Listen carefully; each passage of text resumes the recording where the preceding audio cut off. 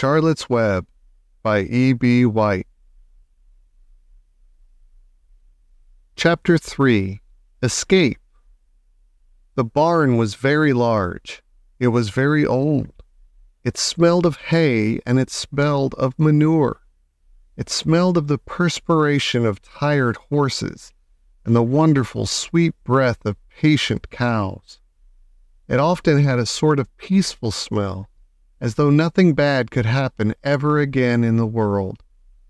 It smelled of grain and of harness dressing, and of axle grease and of rubber boots and of new rope.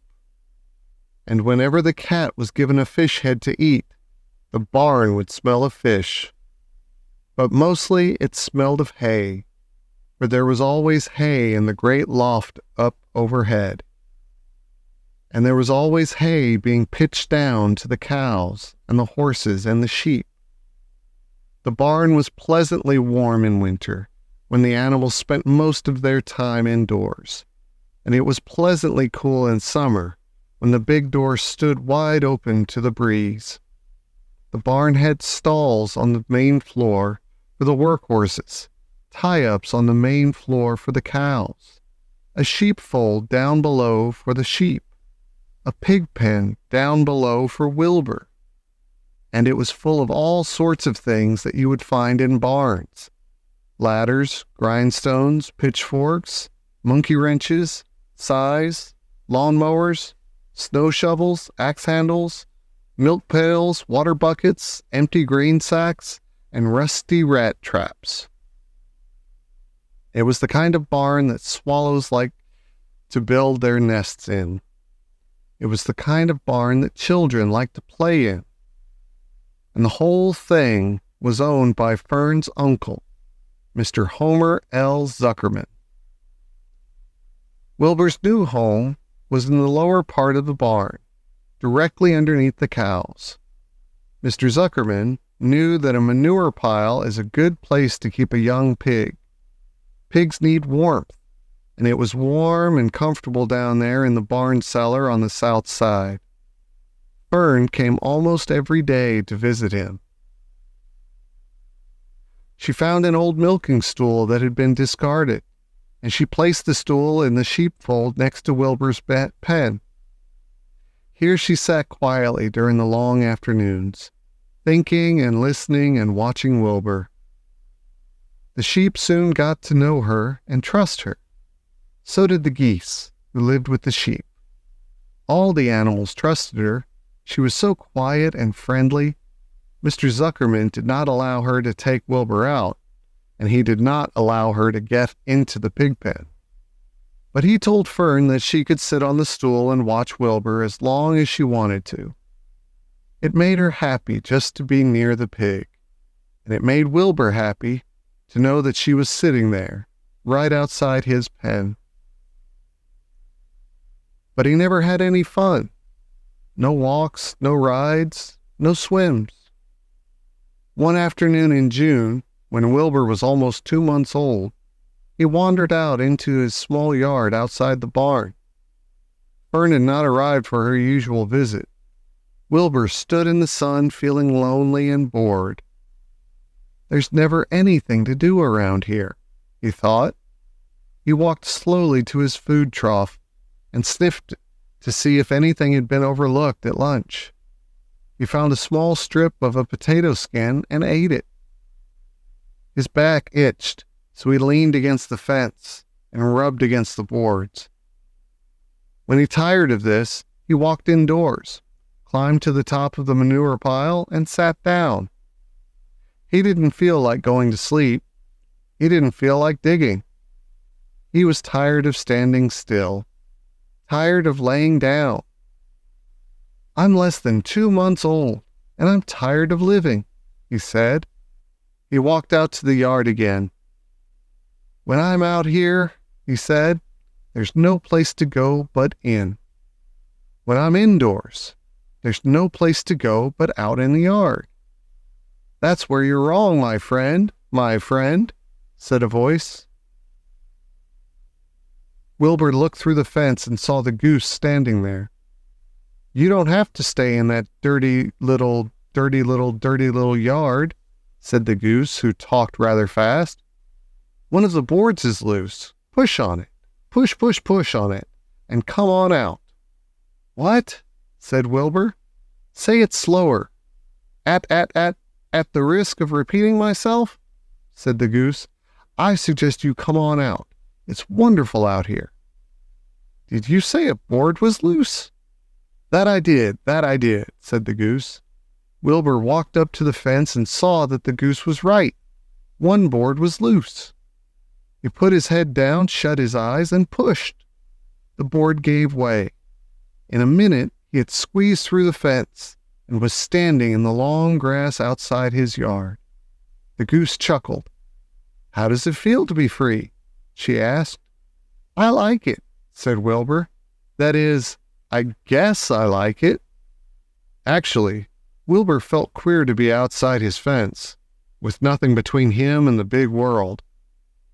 Where do you think I'd better go? Anywhere you like, said the goose. Go down through the orchard. Root up some sod.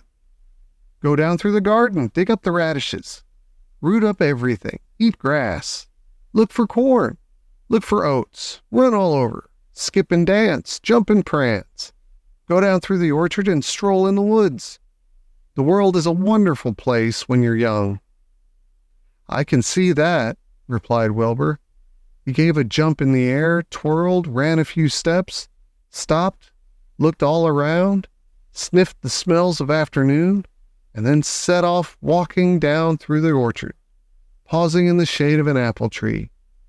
He put his strong snout into the ground and began pushing, digging, and rooting. He felt very happy. He had plowed up quite a piece of ground before anyone noticed him. Mrs. Zuckerman was the first to see him. She saw him from the kitchen window, and she immediately shouted for the men. Homer! She cried. Pigs out! Lurvy! Pigs out! Homer! Lurvy!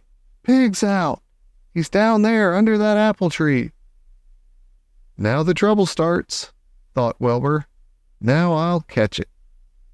The goose heard the racket, and she, too, started hollering. Run, run, run, downhill. Make for the woods, she shouted to Wilbur. They'll never, never, never catch you in the woods. The Cocker Spaniel heard the commotion, and he ran out from the barn to join the chase. Mr. Zuckerman heard, and he came out of the machine shed where he was mending a tool.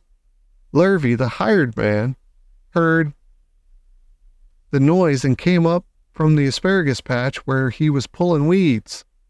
Everybody walked toward Wilbur, and Wilbur didn't know what to do. The woods seemed a long way off, and anyway, he had never been down there in the woods and wasn't sure he would like it. Get around behind him, Lurvy, said Mr. Zuckerman, and drive him toward the barn. And take it easy, don't rush him. I'll go and get a bucket of slops. The news of Wilbur's escape spread rapidly among the animals on the place. Whenever any creature broke loose on Zuckerman's farm, the event was of great interest to the others. The goose shouted to the nearest cow that Wilbur was free, and soon all the cows knew. Then one of the cows told one of the sheep, and soon all the sheep knew. The lambs learned about it from their mothers. The horses in their stalls in the barn pricked up their ears when they heard the goose hollering, and soon the horses had caught on to what was happening. Wilbur's out, they said. Every animal stirred and lifted its head and became excited to know that one of his friends had got free and was no longer penned up or tied fast. Wilbur didn't know what to do or which way to run. It seemed as though everybody was after him. If this was what it's like to be free, he thought, I believe I'd rather be penned up in my own yard. The Cocker Spaniel was sneaking up on him from one side. Lurvy, the hired man, was sneaking up on him from the other side. Mrs. Zuckerman stood ready to head him off if he started for the garden. And now Mr. Zuckerman was coming down toward him carrying a pail. This is really awful, thought Wilbur. Why doesn't Fern come?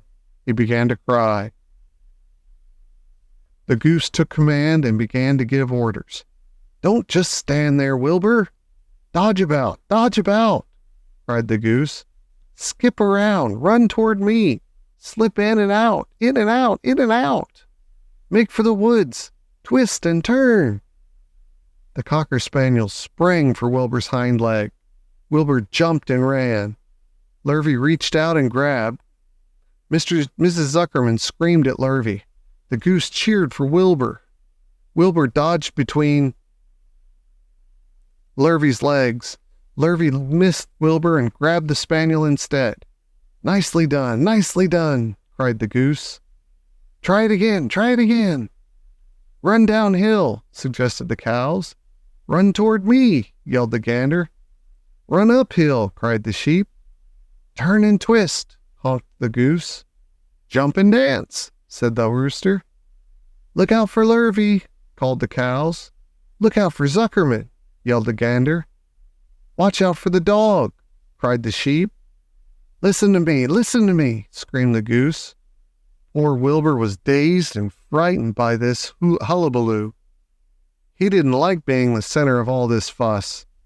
He tried to follow the instructions his friends were giving him, but he couldn't run downhill and uphill at the same time, and he couldn't turn and twist when he was jumping and dancing, and he was crying so hard he could barely see anything that was happening. After all, Wilbur was a very young pig, not much more than a baby, really. He wished Fern were there to take him in her arms and comfort him. When he looked up and saw Mr. Zuckerman standing quite close to him, holding a pail of warm slops, he felt relieved. He lifted his nose and sniffed. The smell was delicious. Warm milk, potato skins, wheat middlings, Kellogg's cornflakes, and a popover left from the Zuckerman's breakfast. "Come, pig," said Mr. Zuckerman, tapping the pail. "Come, pig."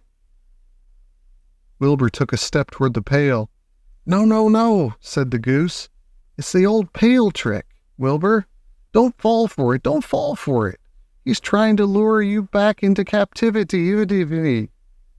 He's appealing to your stomach." Wilbur didn't care. The food smelled appetizing. He took another step toward the pail.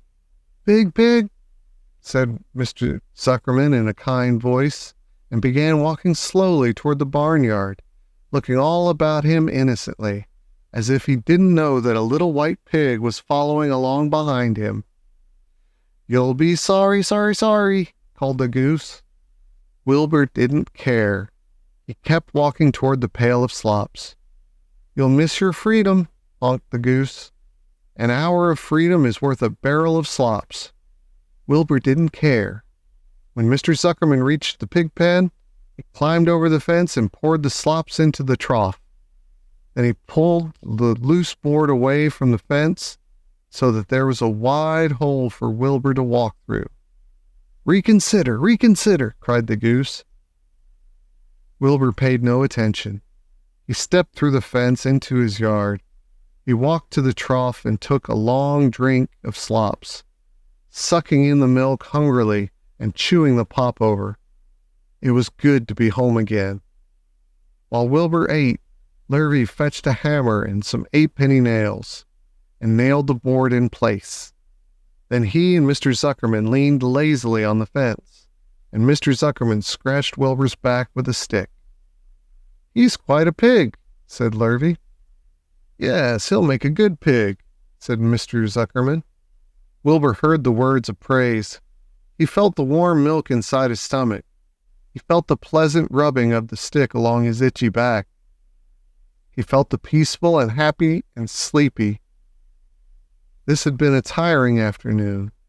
It was still only about 4 o'clock, but Wilbur was ready for bed. "I'm really too young to go out into the world alone," he thought as he laid down.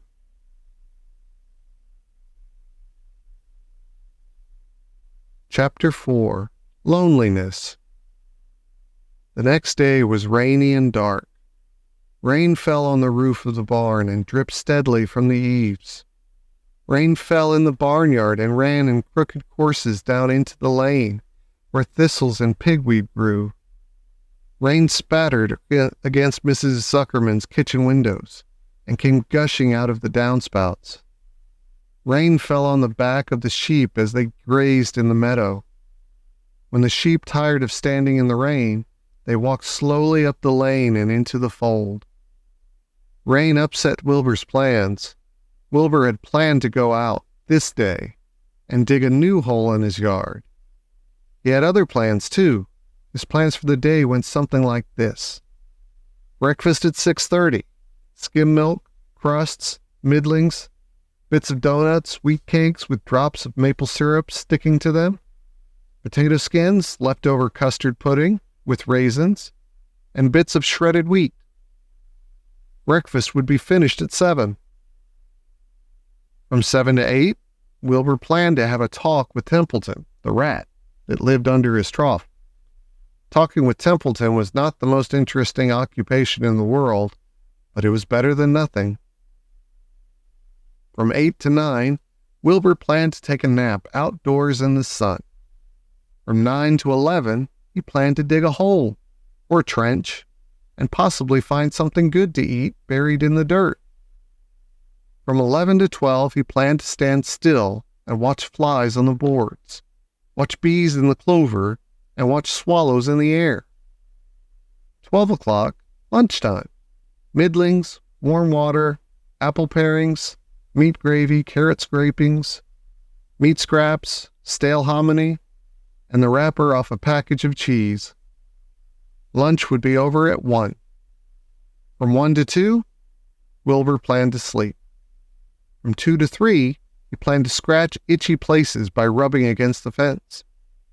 From 3 to 4, he planned to stand perfectly still and think of what it was like to be alive, and to wait for Fern. At 4 would come supper: skim milk, provender, leftover sandwich from Lurvy's lunchbox, prune skins, a morsel of this, a bit of that, fried potatoes, marmalade dripping, a little more of this, a little more of that, a piece of baked apple, a scrap of upside-down cake. Wilbur had gone to sleep thinking about these plans. He awoke at 6 and saw the rain, and it seemed as though he couldn't bear it. I get everything all beautifully planned out, and it has to go and rain, he said. For a while he stood gloomily indoors. Then he walked to the door and looked out. Drops of rain struck his face. His yard was cold and wet. His trough had an inch of rainwater in it. Templeton was nowhere to be seen. "Are you out there, Templeton?" called Wilbur. There was no answer. Suddenly Wilbur felt lonely and friendless. "One day just like another," he groaned. "I'm very young. I have no real friend here in the barn. It's going to rain all morning and all afternoon, and Fern won't come in such bad weather. Oh, honestly." And Wilbur was crying again, for the second time in 2 days. At 6:30, Wilbur heard the banging of a pail. Lurvy was standing outside in the rain, stirring up breakfast. "Come on, pig," said Lurvy. Wilbur did not budge. Lurvy dumped the slops, scraped the pail, and walked away. He noticed that something was wrong with the pig. Wilbur didn't want food. He wanted love. He wanted a friend, someone who would play with him. He mentioned this to the goose, who was sitting quietly in a corner of the sheepfold. "Will you come over and play with me?" he asked. "Sorry, sonny, sorry," said the goose. "I'm sitting on my eggs, 8 of them. Got to keep them toasty warm. I have to stay right here. I'm no flibberty-ibberty-gibbet. I do not play when there are eggs to hatch. I'm expecting goslings." "Well, I didn't think you were expecting woodpeckers," said Wilbur bitterly. Wilbur next tried one of the lambs. "Will you please play with me?" he asked. "Certainly not," said the lamb. In the first place, I cannot get into your pen, as I'm not old enough to jump over the fence. In the second place, I am not interested in pigs. Pigs mean less than nothing to me." "What do you mean less than nothing?" replied Wilbur. "I don't think there is any such thing as less than nothing. Nothing is absolutely the limit of nothingness. It's the lowest you can go. It's the end of the line. How can something be less than nothing? If there were something that was less than nothing, then nothing would not be nothing. It would be something, even though it's just a very little bit of something. But if nothing is nothing, then nothing is nothing that is less than it is." "Oh, be quiet," said the lamb. "Go play by yourself. I don't play with pigs." Sadly, Wilbur lay down and listened to the rain. Soon he saw the rat climbing down a slanting board that he used as a stairway. "Will you play with me, Templeton?" asked Wilbur. "Play?" said Templeton, twirling his whiskers. "Play? I hardly know the meaning of the word." "Well," said Wilbur, "it means to have fun, to frolic, to run and skip and make merry." "I never do those things if I can avoid them," replied the rat sourly. "I prefer to spend my time eating, gnawing, spying, and hiding. I'm a glutton, but not a merrymaker. Right now I am on my way to your trough to eat your breakfast, since you haven't got sense enough to eat it yourself." And Templeton, the rat, crept stealthily along the wall and disappeared into a private tunnel that he had dug between the door and the trough in Wilbur's yard. Templeton was a crafty rat, and he had things pretty much his own way. The tunnel was an example of his skill and cunning. The tunnel enabled him to get from the barn to his hiding place under the pig trough without coming out into the open. He had tunnels and runways all over Mr. Zuckerman's farm, and could get from one place to another without being seen. Usually he slept during the daytime and was abroad only after dark. Wilbur watched him disappear into his tunnel. In a moment, he saw the rat's sharp nose poke out from underneath the wooden trough. Cautiously, Templeton pulled himself up over the edge of the trough. This was almost more than Wilbur could stand, on this dreary, rainy day, to see his breakfast being eaten by somebody else. He knew Templeton was getting soaked out there in the pouring rain, but even that didn't comfort him. Friendless, dejected, and hungry, he threw himself down in the manure and sobbed. Late that afternoon, Lurvy went to Mr. Zuckerman. "I think there's something wrong with that pig of yours. He hasn't touched his food." "Give him 2 spoonfuls of sulfur and a little molasses," said Mr. Zuckerman. Wilbur couldn't believe what was happening to him when Lurvy caught him and forced the medicine down his throat. This was certainly the worst day of his life. He didn't know whether he could endure the awful loneliness any more. Darkness settled over everything. Soon there were only shadows and the noises of the sheep chewing their cuds, and occasionally the rattle of a cow chain up overhead. You can imagine Wilbur's surprise when, out of the darkness, came a small voice he had never heard before. It sounded rather thin but pleasant. "Do you want a friend, Wilbur?" it said. "I'll be a friend to you. I've watched you all day and I like you." "But I can't see you," said Wilbur, jumping to his feet. "Where are you? And who are you?" "I'm right up here," said the voice. "Go to sleep. You'll see me in the morning."